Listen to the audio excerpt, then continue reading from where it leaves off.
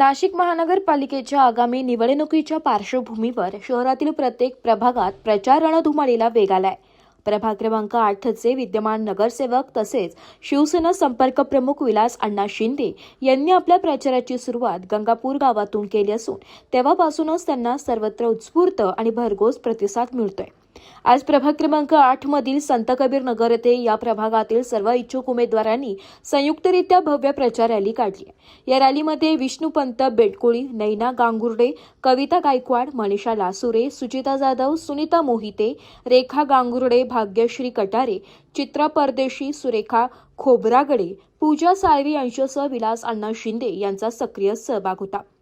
या प्रचार दौऱ्यादरम्यान विलास अण्णा शिंदे यांनी संत कबीर नगरमधील मतदारांच्या घरोघरी जाऊन गाठी भेटी घेतल्या आणि नागरिकांशी थेट संवाद साधला। संत कबीर नगर परिसरावर मोठे संकट उभे राहिले असताना विलास अण्णा शिंदे यांनी कोणतीही तडजोड न करता रहिवाशांच्या पाठीशी खंबीरपणे उभे राहत न्याय मिळवून देण्यासाठी कसोशीने प्रयत्न केले। त्यांच्या या ठाम भूमिकेमुळे आणि संवेदनशील नेतृत्वामुळे आज संपूर्ण संत कबीर नगर त्यांच्या मागे एकवटले आहे। यावेळी संत कबीर नगरमधील रहिवाशांनी एकमताने विलास अण्णा शिंदे यांच्या पॅनलला प्रचंड बहुमताने निवडून देण्याचा निर्धार व्यक्त केला। या निमित्ताने येथे एक छोटेखानी पण उत्साहपूर्ण सभा संपन्न झाली आहे। सभेला नागरिकांची मोठ्या संख्येने उपस्थिती लाभली आहे। महिलांनी विलास अण्णा शिंदे यांचे औक्षण करून त्यांचे मनपूर्वक स्वागत केले। यावेळी परिसरातील नागरिकांनी आपल्या मनोगतातून विकास कामांबाबत समाधान व्यक्त करत संकटाच्या काळात साथ देणारे नेतृत्व म्हणून विलास अण्णा शिंदे आमचा विश्वास आहे अशी भावना व्यक्त केली आहे। अण्णासाहेब हे संतोषजी भाऊ गायकवाड आणि तुमच्या प्रभागातील, तुमच्या शहरातील, तुमच्या वस्तीतील इच्छुक उमेदवार ॲडव्होकेट माधुरीताई प्रशांत जाधव, या चौथे उमेदवार विष्णुपंत बेटकुळे साहेब, हे चारही उमेदवार या ठिकाणी 27,000च्या मताने फरकाने निवडून येतील अशी या ठिकाणी ग्वाही देतो। आणि या ठिकाणी संत कबीर नगर मध्ये असलेल्या 4,500 5,000 मतदान हे एका बाजूने पडेल असं या ठिकाणी सांगतो। जय भीम। गेल्या 5-6 महिन्यापासून आम्ही सारखं भेटत असतो। अनेक समित्या झाल्या, समित्या केल्या की, पण त्या समितीला काही हेच भेटलं नाही। आम्ही अनेक लोकांकडे गेलो आणि अनेक लोकांकडे जाऊन आलो, पण विलास अण्णांनी आम्हाला सांगितलं की कुठल्या हालतमध्ये तुम्हाला काही धक्का लागणार नाही। गेले 60 वर्ष झाले आम्ही जर राहतो, रहिवासी आहेत आम्ही, आम्हाला घरपट्ट्या लोकपट्ट्या सगळे आहेत, तरी बी आम्हाला काही लोकांना आम्हाला सांगतात का तुम्ही जा। आम्ही का जा रे बाबा, आम्ही काय तुमचं काय घोडं मारलं काय, आम्ही काय केलं तुमचं? आम्ही आज आमच्या लेकरा बाळाचं लग्न, आमच्या वडील वारले तिथं, मग आम्ही जायचं कुठं? तुमच्या शेती घेऊन तर आम्ही घर बांधले नाही, शासनाच्या जागात आम्ही राहतो। शासनाला मान्य जर असेल तर मग तुम्ही काय कारण नसताना अर्जकर फाटेकर कशासाठी करता? आमची तुमची काय दुश्मनी? ह्या दुश्मनीला कशासाठी करता तुम्ही दुश्मनी? आम्ही चांगलं राहतो, तुम्हाला आवडत नाही का?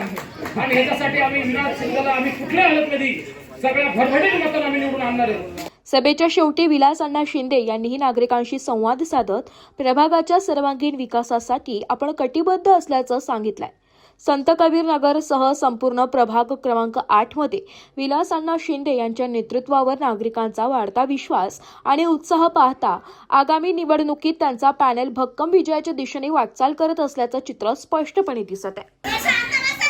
आपल्या सर्वांच्या आशीर्वादाने 2012 पासून बोलत लहान बोरे आपले ते नाशिक माझ्यासारखा सर्वसामान्य कुटुंबातला एक कार्यकर्ता आपल्या आशीर्वादाने नाशिक महानगरपालिकेमध्ये नगरसेवक म्हणून काम करतोय।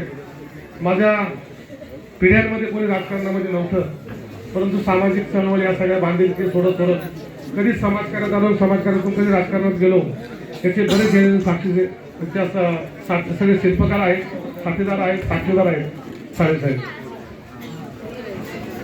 आज मात्र मी खरंच बघा, मला अक्षरशः डोळ्यात पाणी आलं। जो ताफा, जो ढोल ताशे ओवाळायला 100% या पॅनलचा विजय होणार आहे, परंतु या पॅनलचा विजयाचा केंद्रबिंदू हे संत कबीर नगर असणार आहे।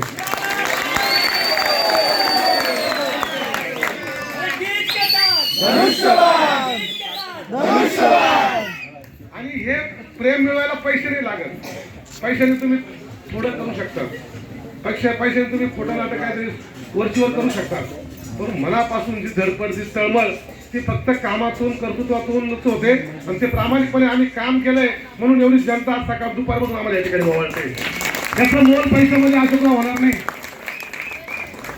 संतोष भाऊनी सगळी परिस्थिती सांगितलेली आहे आणि मी माफी पण मागतो. पण मला अभिमान याचा वाटला की नेहमीची सगळी मंडळी आम्हाला सांगते की मागच्या वेळेस संत कबीर नगरनी आम्हाला छातीठोकपणे सांगतात की आम्ही संत कबीर नगर आम्ही तुमच्या मागे नव्हतो. याचा पण मला अभिमान आहे. काय एवढं बोलायची हिंमत सुद्धा लागते आणि ती हिंमत फक्त प्रामाणिक माणूस कष्टकरी माणूस जो असतो त्याच्यामध्ये ती हिंमत असते खरं बोलण्याची. कैलास संजू भाऊ यांनी आम्हाला सांगितलं मागच्या वेळेस आम्ही काय होतो काय नव्हतो आणि काही साडेसाहेब आम्ही तुमच्यावर नव्हतोच कारण तुमच्याविषयी आमच्या मनामध्ये वेगवेगळे गैरसमज निर्माण करून देत होते. पण ज्यावेळेस आम्ही एकत्र आलो एक विचारानं जेव्हा बघितलं ते म्हणजे तुम्ही सगळेच वेगळे हाय असं वेगळं काहीच नाही. भाऊ बरोबर आहे. ऐका ना कामात करणं हे काही आपण उपकार नाही करत. जर निवडून येतो तर काम केलं पाहिजे. पण 2022ला प्रशासकीय राजवट लागली. 4 वर्ष आता होतील. एक 4 वर्षात या नाशिक महापालिकेत कोणीच नगरसेवक नाशिक नाही तर महाराष्ट्राच्या नगरपालिका कुठल्याच नगरपालिकेत नगरसेवक नाही. परंतु मग नगरसेवक नाही म्हणजे लोकप्रतिनिधी नाही का? प्रत्येक माणसाचं काम हे आमदार खासदाराकडे नसतं. नगरसेवक हा असा व्यक्ती आहे असा लोकप्रतिनिधी आहे त्याचं प्रत्येकाशी त्याचं काम पडतं. सुखात दुःखात ऍडमिशनला दवाखान्यात कुठं ऍक्सिडेंट झाला कुठं रक्त पाहिजे कुठं नळाला पाणी नाही पाणी जास्त आले गटारीला पाणी आहे ड्रेनेज आहे वॉटर आहे मीटर आहे गटर आहे म्हणजे माणसाच्या मूलभूत गरजा ज्या आहे सकाळी उठल्यापासून सायंकाळी झोपल्यापर्यंत त्यामध्ये सर्वात महत्वाचा हक्काचा आणि आपल्या अधिकार गाजवण्याचा लोकप्रतिनिधी कोणी असतात तो नगरसेवक असतो.